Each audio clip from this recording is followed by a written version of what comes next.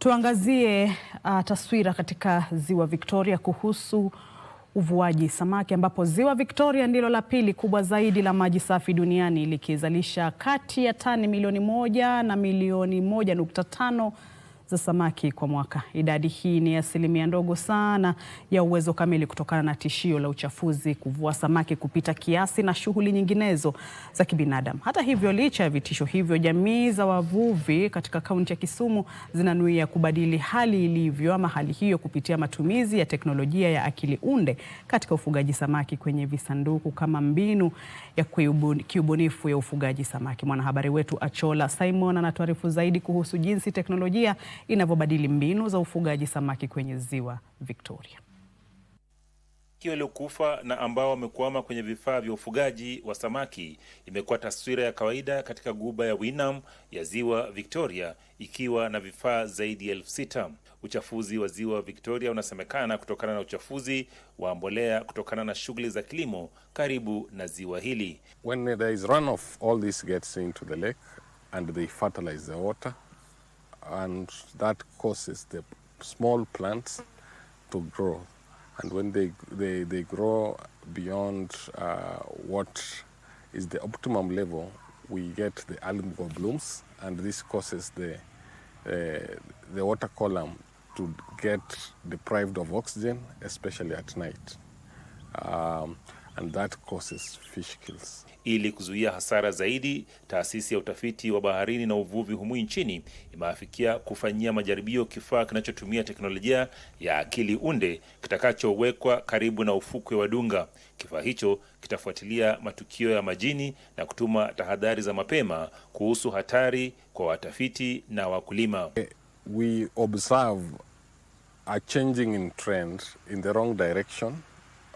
An alert is generated from the system that we have created, and it's automatically sent to the managers and even to the farmers to show them that oxygen levels are going down. Be aware. Edwin Mafumbo, ambaye ni mkulima tajika katika kilimo cha kutumia vifaa vya ufugaji kwenye Ziwa Victoria na ambaye amepoteza zaidi ya shilingi milioni 10 hapo awali, amesema kifaa hicho cha akili unde kitasaidia pakubwa. It will give you the exact water parameter. That is the water quality, that is the water pH, salinity. So you need to do corrective measures. For example, you can stop feeding, because when you stop feeding, metabolism goes down for fish and they can survive a low oxygen event. If the oxygen levels goes even further below and we see that it might collapse, we send a critical alert to tell farmers either to harvest or to move the cages. The most practical is to harvest. Kifaa hicho kimewekwa katika mduara usiozidi kilomita 1 karibu na vifaa hivyo vya ufugaji samaki. Kulingana na Mafumbo, uhamisho wa vifaa hivyo vya ufugaji wakati wa tahadhari unachukua muda na unahitaji kiasi kikubwa cha fedha. Anatoa wito kwa ushirikiano ili kutatua suala la uchafuzi wa ziwa na ukumbatiaji wa mikakati ya tahadhari za mapema. Because moving from this cage from one point to another, this one maybe from here to the other point, it will take 1 hour. Now imagine if you want to move it for maybe over 1 kilometer.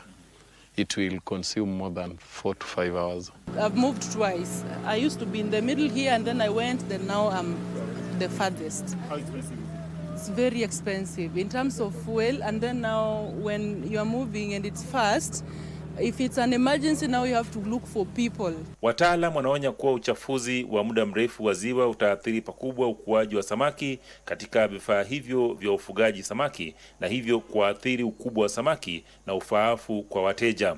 We used to harvest very big fish. Now after they had started releasing their toxic substances into the lake, the size of course reduced, and we had done a research on that again, and we found out that the substance, it really affects the size of the fish. But as people started realizing some profit from it, they attracted more entrants, and we have now many cages.